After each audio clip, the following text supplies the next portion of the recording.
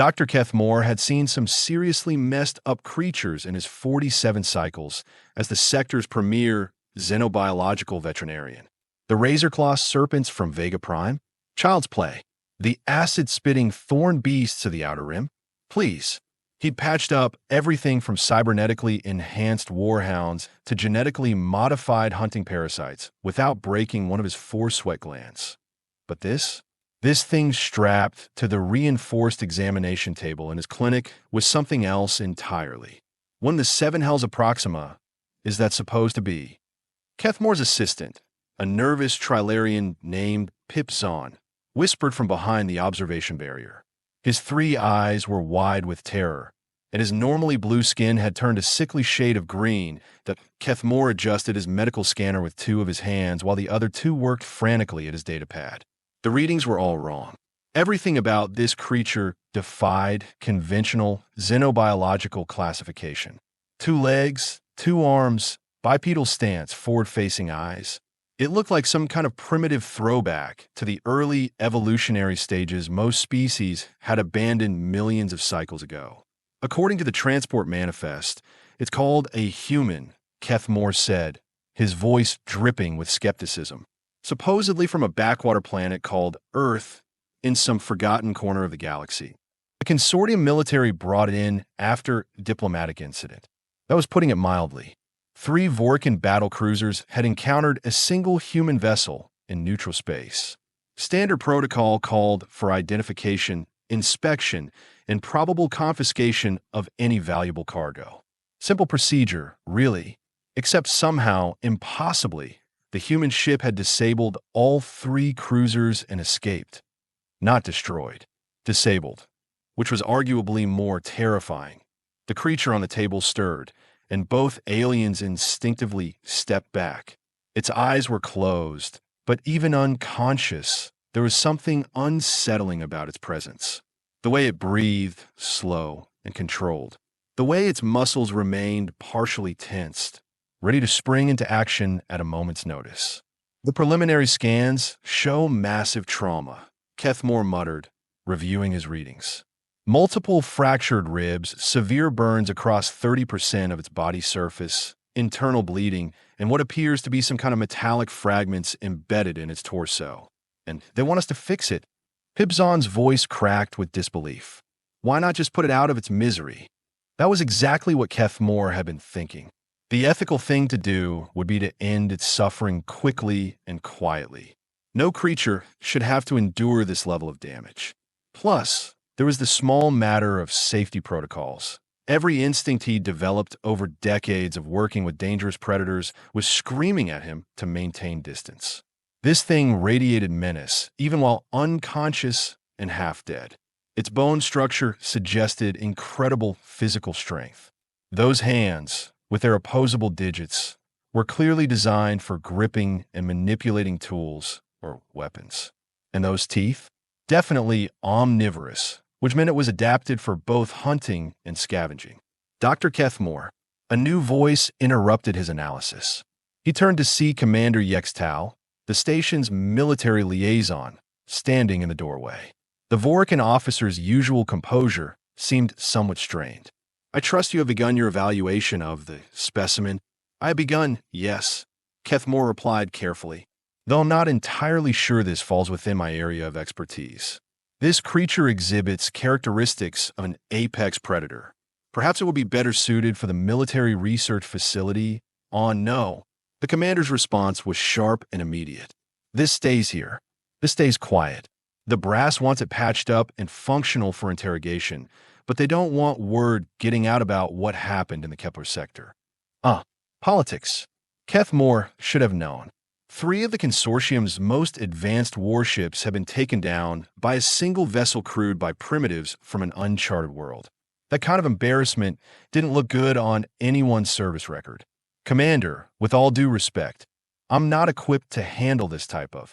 Keth Moore gestured vaguely at the human. Look at it. Even unconscious, every biological indicator suggests extreme danger. Its musculature is designed for explosive movement. Its nervous system shows enhanced reaction times. And those scars? This thing has survived multiple combat encounters, which is exactly why we need it alive and talking, Yextal said grimly. The Council wants to know how they did it. How a single ship with primitive technology managed to disable 3 battle cruisers without taking significant damage. Kethmore looked back at the human. Its breathing had changed subtly, becoming even more controlled. Interesting. Either it was naturally entering a deeper unconscious state, or it's awake, he said quietly. Both the commander and Pipzon froze. The human's eyes remained closed, its body motionless, but something fundamental had shifted in its posture. The tension was different now, more focused. Impossible, Yextal whispered. The sedatives should keep it under for at least another 6 hours. Tell that to its metabolism, Kethmore muttered, watching his scanner readings spike. Its system is processing the chemicals at an accelerated rate. This species might have some kind of natural resistance to toxins. That was disturbing on multiple levels. Most sentient species had evolved past the need for chemical resistance. It suggested an environment where poisonous threats were common enough to drive evolutionary adaptation. What kind of death trap planet had these humans crawled out of? The creature's eyes opened. They were brown. Simple, ordinary brown. No infrared capability, no enhance de spectrum vision, no obvious predator adaptations. Just 2 brown eyes that tracked movement with an intelligence that made Kethmore's skin crawl. The human's gaze moved slowly around the room, taking inventory. It noted the restraints holding it to the table, the medical equipment, the 3 aliens watching it with varying degrees of fear and fascination. And despite being injured, outnumbered, and completely helpless, there was no panic in those eyes, just calculation. "Hello," the creature said in passable Galactic standard, its voice rougher than expected but unmistakably intelligent. "I don't suppose anyone's going to tell me where I am or why I'm tied down." The casual tone was somehow more unnerving than screaming would have been. This thing was treating its captivity like a minor inconvenience rather than a life-threatening situation. "You are in a medical facility," Commander Yextal said, stepping closer to the table but staying well out of arm's reach. "You were injured during the encounter in the Kepler sector." Encounter. The human's mouth curved in what might have been a smile, though it didn't reach those calculating brown eyes. "Is that what we are calling it? I seem to remember your people opening fire first. You were in violation of consortium space. Actually, we were in neutral territory, conducting legitimate salvage operations when your ships showed up demanding tribute." The human's voice remained conversational, but there was an edge underneath that made Kethmore's medical instincts scream warnings. "My captain tried to explain the situation diplomatically. Your people responded with weapons fire. Your vessel disabled 3 military cruisers," Yextal snapped. "That's an act of war." "No, that's self-defense." The human shifted slightly against its restraints, testing their strength without making it obvious. Though I will admit, Marcus got a little creative with the countermeasures. Kethmore found himself oddly fascinated despite his fear. The creature was having a perfectly rational conversation while simultaneously cataloging escape routes and potential weapons. That level of multitasking suggested cognitive abilities that didn't match its primitive appearance. "You are bleeding internally," he said, unable to stop himself from offering a professional observation. "Several of your ribs are fractured, and there's significant thermal damage to your skin. Without treatment, you will likely die within the next few hours." The human turned those brown eyes on him, and Kethmore immediately regretted speaking. Being the focus of this creature's attention felt like being studied by something that was deciding whether you were a threat or a meal. "You must be the doctor," the human said. "Let me guess. You are having second thoughts about patching up the scary predator?" "How had it?" "I'm simply concerned about safety protocols," Kethmore said carefully. "Your species exhibits characteristics that suggest that we are dangerous?" The human's smile widened, and this time it definitely didn't look friendly. "Doc, you have no idea." Pipzon made a small whimpering sound and retreated further behind the observation barrier. Even Commander Yextal took an involuntary step backward. However, the human continued, its tone becoming almost conversational again. I'm currently more interested in not dying than in eating any of you. So how about we make a deal? What kind of deal? Yextal asked suspiciously. Simple. Fix me up, let me contact my ship, and nobody else has to get hurt. I will even throw in some free advice about why picking fights with humans is generally a bad idea. You are hardly in a position to make demands, the commander pointed out. You are restrained, injured, and completely at our mercy. The human's laugh was genuinely amused, which somehow made it infinitely more terrifying than anger would have been. Commander, let me explain something about human psychology, it said, settling back against the examination table as if it were a comfortable bed rather than a restraint system. We don't really do helpless. Even when we are tied down, half dead, and surrounded by hostile aliens, we are usually working on at least 3 different escape plans. Impossible Yixtalskoft. Those restraints are rated for Class 7 predators. Nothing your size could possibly. The sound of metal snapping was surprisingly quiet. One moment the human was secured to the table. The next, it was sitting up, casually rubbing circulation back into its wrists. The restraints hadn't been broken so much as systematically dismantled, as if the creature had been working on the mechanisms the entire time they'd been talking. Class 7 predators, the human mused, examining the twisted metal bands. Good to know where we rank in your classification system, though I suspect your scale might need some adjustment. Alarms began blaring throughout the medical facility.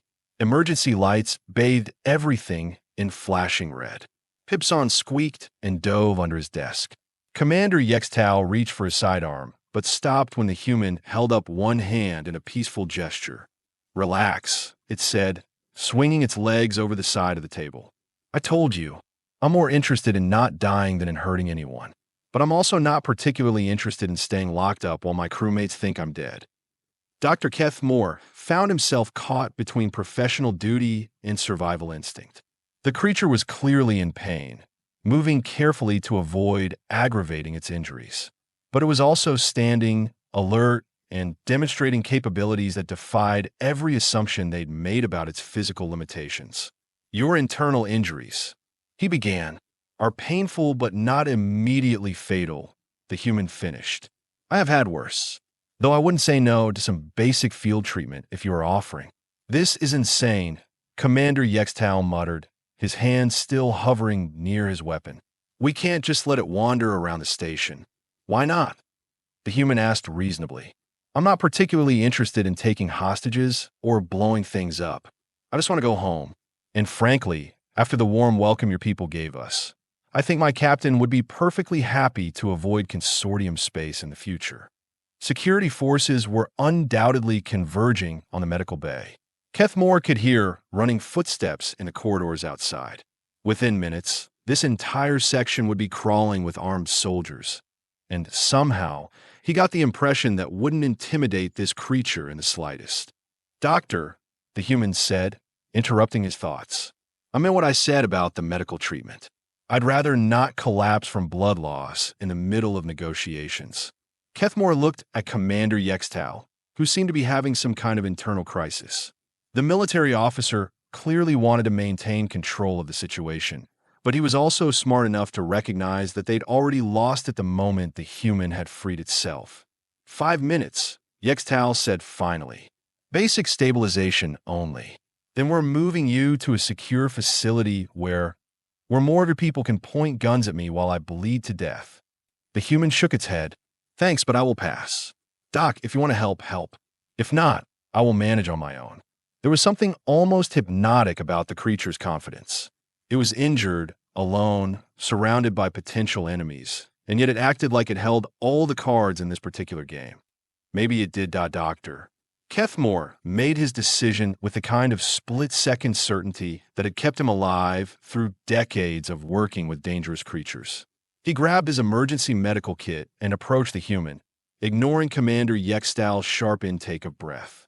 Sit back down, he ordered, his professional instincts overriding his fear. Those internal injuries need immediate attention, and standing around isn't helping. The human actually looked surprised for a moment, then nodded and settled back onto the examination table. Appreciate it, Document name's Jake Morrison, by the way. Seemed rude not to introduce myself properly. Dr. Keth Moore, he replied automatically, running his scanner over the human's torso. The readings were even worse now that Jake was upright and moving. Your lung capacity is compromised. You have fluid building up in your chest cavity, and he paused, staring at the display. How are you even conscious right now? Stubbornness. Mostly, Jake said with that unsettling smile. That and about 12 years of military training that taught me to ignore inconvenient things like pain and impending death. Military training. That explained a few things. Keth Moore began prepping a coagulant injection while trying to process what he was seeing. Jake's vital signs indicated someone who should be in critical condition, possibly comatose. Instead, the human was sitting casually on an examination table, making conversation like they were discussing the weather. 12 years, Commander Yextal asked, apparently unable to resist gathering intelligence. What kind of military? The kind that prepares you for situations like this? Jake replied evenly. Colonial Marine Corps, 3rd Reconnaissance Battalion. We specialized in, let's call it unconventional warfare. Keth Moore inserted the injection port with practiced efficiency. Jake didn't even flinch as the needle went in, which was remarkable considering the depth required to reach the damaged tissue. Most species would have at least shown some physiological stress response. Hold still, Keth Moore muttered, adjusting his equipment. I need to drain the fluid from your chest cavity before it causes complete respiratory failure. Go ahead, Jake said. I've had field medics do worse with less sophisticated gear. The casual acceptance was almost more disturbing than the earlier threats had been. This creature treated potentially fatal medical procedures with the same matter-of-fact attitude most people reserved for routine checkups. Security teams were definitely getting closer. Keth Moore could hear heavy boots and the distinctive whine of charging energy weapons echoing through the corridors. They had maybe 2 minutes before this medical bay turned into a combat zone. Jake, he said, surprising himself by using the human's name. Your people, your ship. How many others are there? On the Defiant? Just 4 of us total. Jake winced slightly as Keth Moore inserted the drainage tube, but his voice remained steady. Small crew, but we are good at what we do. 4. For humans had disabled 3 consortium battlecruisers. The mathematical impossibility of that feat made Keth Moore's head spin. That's impossible, Commander Yextal breathed. Those ships had crews of over 200 each. Advanced weapons systems, military-grade shielding. Yeah, they were pretty impressive, Jake agreed. Right up until Marcus figured out how to turn their own defensive systems against them. Humans have this annoying habit of finding creative solutions to problems that should be impossible to solve. The drainage procedure was working. Jake's breathing was already improving, and his vital signs were stabilizing. But Keth Moore found himself more concerned about the implications of what he was hearing than the immediate medical crisis. Creative solutions? He asked. Well, for example, Jake said conversationally, your people assumed that because our ship looked primitive, our technology was primitive too. Classic mistake. We have learned that sometimes the best way to surprise an enemy is to exceed their expectations in directions they didn't know existed. Pip Zahn peeked out from behind his desk, his 3 eyes wide with fascination and terror. What kind of directions? Jake's grin turned genuinely predatory. The kind where a supposedly obsolete human freighter turns out to be carrying experimental weapons that your sensors can't detect because they are not looking for the right energy signatures. That actually made sense. Keth Moore had assumed the human ship was some kind of scavenged civilian vessel. But if it was actually a disguised military craft, equipped with weapons technology that consortium sensors weren't programmed to recognize, you are not refugees, Commander Yextal said slowly. You are scouts. God in one. Jake confirmed cheerfully. Though to be fair, we really were conducting legitimate salvage operations. The scouting was just a convenient side benefit. The security teams had reached the medical bay's outer doors. Keth Moore could hear them setting up some kind of heavy equipment, probably breach charges or a portable barrier system. They were treating this like a hostage situation, which meant they were planning to come in hard and fast. Jake, he said urgently, they're going to storm this room in about 30 seconds. Whatever you are planning, already handled, Jake interrupted, pulling something small and metallic from his boot. It looked like a standard communication device, but Kethmore's medical scanner was picking up energy patterns that didn't match any civilian technology he recognized. Commander Yextal started to raise his weapon, but Jake held up his free hand in a peaceful gesture. Relax, Commander. I'm just calling for a ride. He activated the device and spoke into it in rapid, clipped phrases that sounded like military code. Defiant, this is Morrison. Package secured, medical assistance received, requesting immediate extraction. Coordinates uploaded. ETA. A voice crackled back through the communicator, speaking the same rapid code. Jake listened, nodded, and shut off the device. 2 minutes, he announced. My people are fast. This station has defensive shields, patrol ships, automated weapons platforms. A single vessel can't just... He was interrupted by the sound of explosions echoing through the station's hull. Emergency klaxons began wailing, adding to the chaos of security alarms already blaring throughout the medical facility. Jake checked his communicator again and stood up, moving more easily now that Kethmore's treatment had stabilized his injuries. Doc, I meant what I said earlier. Thanks for the medical attention. In my experience, most people wouldn't have bothered helping someone they considered a dangerous predator. You are a dangerous predator, Kethmore said flatly. Every biological indicator confirms it. True, Jake agreed. But I'm also a thinking, feeling person who appreciates kindness when it's offered. That's the thing your people don't seem to understand about humans. We are capable of being both civilized and savage, often at the same time. More explosions, closer now.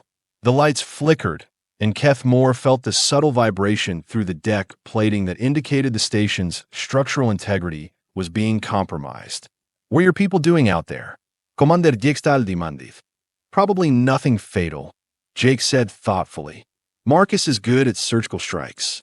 Disable key systems, create chaos, extract personnel, minimize casualties. Standard retrieval protocol. You are attacking a civilian station. You kidnapped a member of our crew and held him prisoner without legal justification, Jay countered. We are responding proportionally. Though I will admit, my captain tends to take a dim view of people who shoot at us. The security teams outside had finally breached the outer doors. Kethmore could hear them moving through the medical facility's corridors, their equipment clanking and energy weapons humming with contained power. They're going to kill you the moment they see you, he said urgently. These aren't negotiators. They're soldiers with orders to contain a dangerous alien threat. Yeah, I figured. Jake moved to the room's emergency supply cabinet and began pulling out items with the casual efficiency of someone who'd done this before. Medical tape, antiseptic, a portable oxygen unit. Doc, you might want to take cover. Things are about to get loud. Jake, listen to me, Kethmore said desperately. I have treated wounded soldiers before. I know the look of someone who's been through too many battles. You don't want to add more violence to whatever you are carrying around. The human paused, looking back at him with an expression that was suddenly much older and more tired than his apparent age would suggest. You are right, he said quietly. I don't. But sometimes the only way to prevent more violence is to be very good at it when necessary. The security team burst through the medical bay doors in perfect formation, energy rifles trained on Jake's position. 6 soldiers in full combat armor, moving with the kind of coordinated precision that spoke of extensive training and combat experience. Surrender immediately, the team leader barked. You are under arrest for acts of terrorism against consortium installations. Jake raised his hands slowly, the emergency medical supplies still clutched in his fingers. For a moment, Kethmore thought the situation might resolve peacefully. Then the ceiling exploded. What came through the newly created hole wasn't another human. It was some kind of mechanical construct, roughly humanoid, but clearly robotic. Its movements were too fluid, too precise, and its optical sensors glowed with an unsettling blue light. Combat android. Jake explained conversationally as the security team wheeled around to face this new threat. Marcus builds them as force multipliers.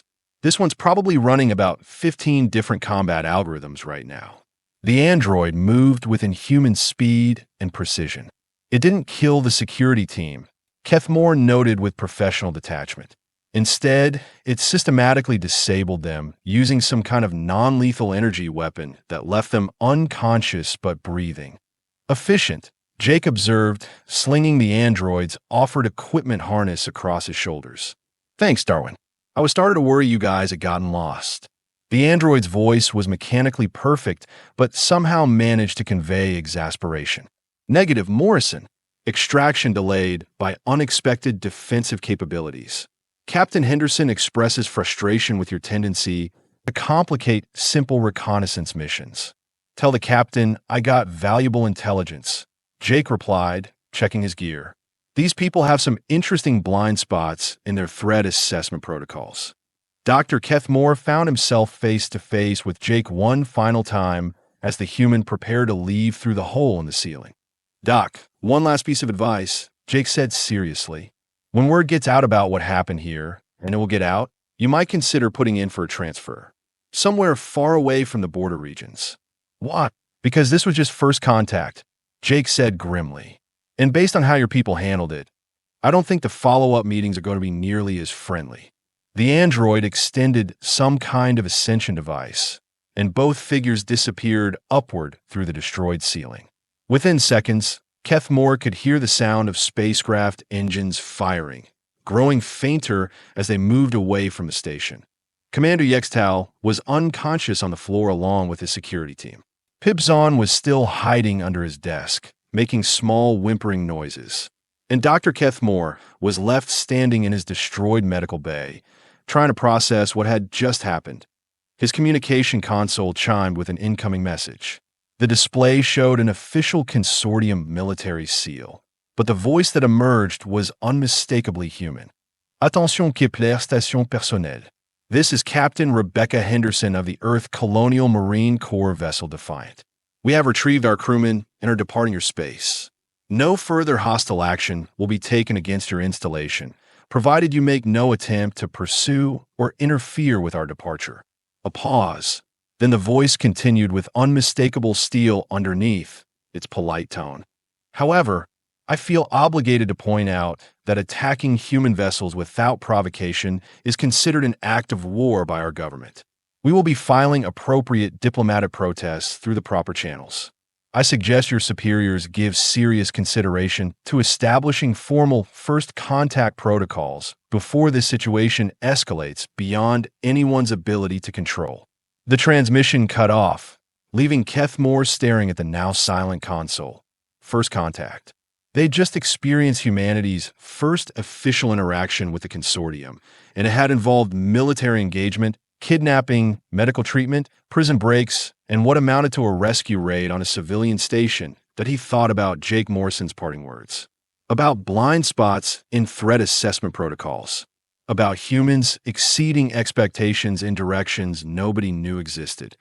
And he thought about the casual competence with which 4 humans had disabled 3 battle cruisers, infiltrated a secure station, and extracted their captured crewmate without killing anyone. That level of tactical sophistication didn't develop in a peaceful civilization, Doctor.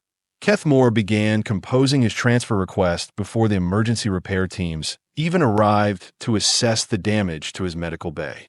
He had a feeling that the border regions were about to become very dangerous places for anyone who wasn't human.